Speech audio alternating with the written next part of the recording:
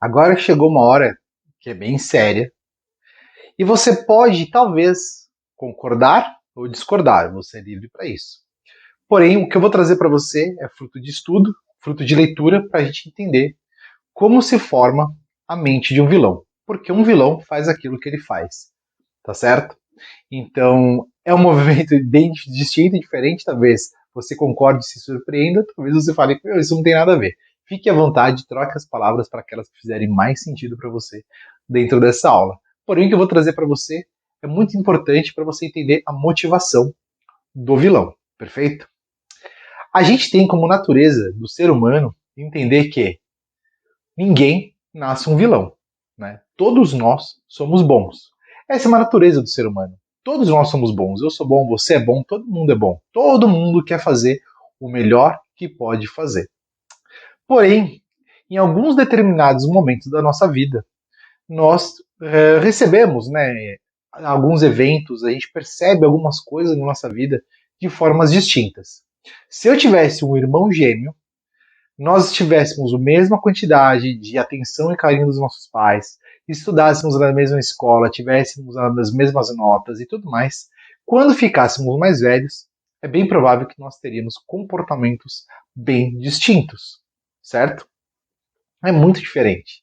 Por quê? Por mais que duas pessoas sigam a mesma vida, nós temos perspectivas e compreensões daquilo que nós fazemos de formas diferentes. Porque eu estou aqui, ele está lá, não é? Ou aqui, eu não sei qual lado, e aí eu vou ter uma perspectiva sobre um assunto, ele vai ter sobre outra perspectiva sobre o mesmo assunto. E essas diferenças de perspectivas geram nossas crenças, geram nossos pensamentos. Então a gente tem padrões de pensamentos. Eu tenho padrões de pensamentos, você tem padrões de pensamentos, todo mundo tem padrões de pensamentos. Esses padrões de pensamentos, eles nos ajudam a ler o mundo como ele é, certo? Então a gente vai entender como o mundo é, como o mundo funciona através desses padrões de pensamentos. E como a gente pensa também influencia nas nossas emoções. Então, a forma que a gente pensa influencia nas nossas emoções. E como a gente se sente determina como a gente age. Ou seja, se eu, por exemplo, eu tenho um colega na escola, vou pegar a escola porque todo mundo aqui já foi, já está ou já passou, né, de alguma forma pela escola. Tô na minha escola. Eu tenho um coleguinha lá que está fazendo bullying comigo. Se eu tiver a perspectiva de que ele está me maltratando e fazendo aquilo de propósito para me machucar, eu vou agir de uma certa forma. Talvez eu possa me fechar, ou talvez eu possa atacá-lo com raiva. Existem algumas possibilidades. Se eu olhar para ele com uma perspectiva de uma pessoa irracional e que não sabe o que está fazendo, eu posso apenas ignorá-lo, né? Ou até talvez mudar meu comportamento com essa pessoa. E agora, se eu entendo que aquela pessoa que está fazendo bullying comigo é uma pessoa machucada, que está sofrendo bullying, por exemplo, em casa, né, que é o que acontece com a maioria das pessoas que fazem bullying em escolas e tudo mais, o que acontece? O cara sofre em um outro ambiente social, por exemplo, casa ou um outro conjunto de amigos, e ele coloca poder em si mesmo em outro local e faz isso, passa o bullying para as outras pessoas. Já parou para pensar nisso? E se eu entender que ele está sofrendo, e por isso que ele está me atacando, eu tenho um outro comportamento, eu fico muito mais relaxado, e aí eu penso e olho para ele como de humano para humano. Né? Eu mudo. Então a forma como a gente pensa, né, como a gente recebe essas informações, esses inputs do mundo. Né? Por exemplo, vou trazer um outro exemplo aqui. Poxa, eu bati o carro. Eu posso reclamar para todo mundo. Pô, eu bati o carro, foi culpa daquela pessoa, culpa daquele outra pessoa e tudo mais. Porém, se eu olho, bato o carro com a perspectiva, nossa, foi minha responsabilidade, eu que bati o carro, não foi a pessoa que bateu em mim. E aí eu paro e penso, falo, caraca, que responsa é minha de fazer isso. As minhas emoções e as minhas ações são diferentes. Por exemplo, eu, Marco mesmo, já tive o desprazer de bater, né, em alguns carros de uma vez só. E fiz uma enfileirada aí de carros, que eu bati atrás de um monte de carro parado na Marginal em São Paulo. Bati um monte. E aí eu falei, poxa, que foi a minha reação? Eu peguei, saí do carro, né, e fui lá e fui conversar com cada uma das pessoas. Como foram 7 carros, foram 7 pessoas que eu conversei. E aí eu tive de reações totalmente distintas das pessoas. Alguns estavam mais estressados, outros estavam super tranquilos e falaram, ok, se você vai pagar, tá tudo certo. Né? Graças a Deus, o seguro cobriu todo mundo. Então, o que acontece dentro desse movimento? A gente vai interpretar os movimentos da nossa vida de acordo com os nossos pensamentos e as nossas crenças. Então, nossos pensamentos vão gerar nossas emoções geram ações, e as nossas ações geram resultados. E esses resultados geram um conjunto de reforço ou destruição de crenças.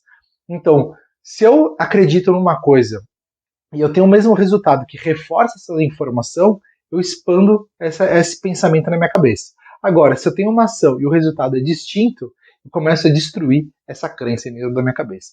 Então, o grande segredo para a gente começar a entender sobre como a mente do vilão é formada é entendendo que tudo vem da perspectiva e dos pensamentos que ele tem sobre aquele mundo. E isso cria, nessas crenças, nesses princípios, nesses valores, uma motivação para agir de forma diferente. E agir da forma que ele acredita que é a melhor forma possível para ajudar o mundo. Então você pode ver em vários vilões aí na televisão, em livros, seriados, que eles têm uma vontade original de fazer com que as coisas aconteçam da forma que ele quiser. Existem algumas exceções, que depois a gente vai falar um pouquinho mais para frente, que são as exceções psicológicas, né? São assim, geralmente uma deturpação dos neurônios, aí, dos conceitos neuronais das pessoas, para que elas não consigam interpretar realmente bem e fazer coisas diferentes aí do que deveria ser feito, como diz o convívio social. Mas muitos vilões nascem, por exemplo, com uma super inteligência, com uma super força ou algo do gênero. Porém, em vez de utilizar isso para o bem, ele acredita que ele precisa usar isso para o mal. Né? Ele acredita que ele precisa fazer isso de uma outra maneira para as outras pessoas. Faz sentido isso para você? Então vamos reformular só esse movimento: pensamento, emoções, ação e resultado. Isso tudo cria, essa perspectiva de mundo cria motivações para o teu vilão. Então o que eu vou te começar a te indagar agora, te convidar a fazer como exercício. Você pega os vilões do outro exercício e o que você faz? Tenta entender o que formou aquele cara. O que aconteceu com aquele cara para ele se transformar naquele vilão. Você consegue fazer isso? Fazer esse exercício? Vou pegar uma pessoa, por exemplo. Uma pessoa, né, um personagem, por exemplo. O Batman. O Batman, ele não poderia ser um grande vilão. Ele foi lá, caiu no poço, ficou entre os morcegos e tudo mais.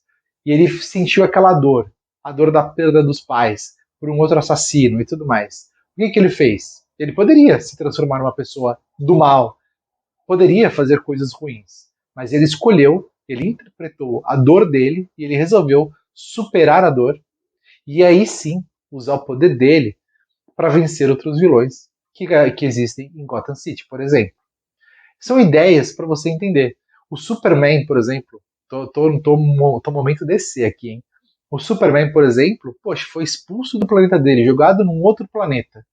Se não fosse ele ser acolhido pelos pais e recebido amor, mesmo sendo totalmente diferente e caído de uma nave alienígena ali, será que ele seria o cara bonzinho ou será que o Superman seria um cara do mal? Né? O ambiente vai ajudar a gente a construir o nosso vilão. O ambiente vai ajudar a gente a entender um pouco mais sobre isso. Faz sentido para você esse processo mental? Faz sentido para você que a gente age da forma como a gente acredita que é o melhor? Então imagine o seu jogador tendo que convencer um vilão de que ele está fazendo as coisas erradas, tentando mostrar os princípios, os valores e as crenças deles estão equivocadas. O mestre Vitão já colocou isso numa mesa. A gente teve a oportunidade de matar um vilão, mas a gente, como jogador, escolheu, em vez de matá-lo, tentar convencer e explicar o que ele estava fazendo errado, mostrando fatos e discutindo e tudo mais. Foi uma hora e meia de discussão com o vilão, até que o mestre Vitão falou, meu, beleza, ele desencanou, ele vai sair de cena e tudo mais, e ele sai de cena. Então, é uma opção. Aqui eu resumi, obviamente, né, toda a história, mas é uma opção.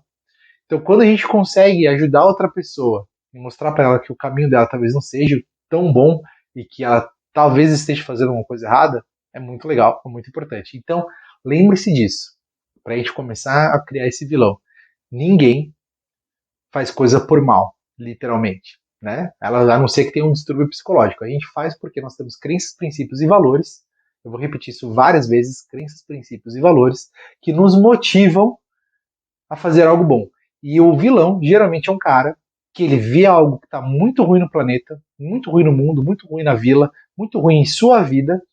Ele quer corrigir isso, só que ele corrige através de uma deturpação daquilo que ele está vendo. Né? Então ele recebe os sinais ali de uma forma muito estranha, muito diferente, e você vai entender isso quando a gente for criar o nosso vilão juntos aqui nessa aula, nesse módulo, tá certo? Então, coloca para mim o que fez sentido para você nessa aula nos comentários aqui da plataforma. Coloca para a gente poder solidificando o teu conhecimento. A cada vez que você escreve, você comenta, se solidifica o teu conhecimento. Então, coloca aqui nos comentários que além disso a gente expande a nossa rede de informações dentro desse processo. Um grande abraço e até a próxima aula.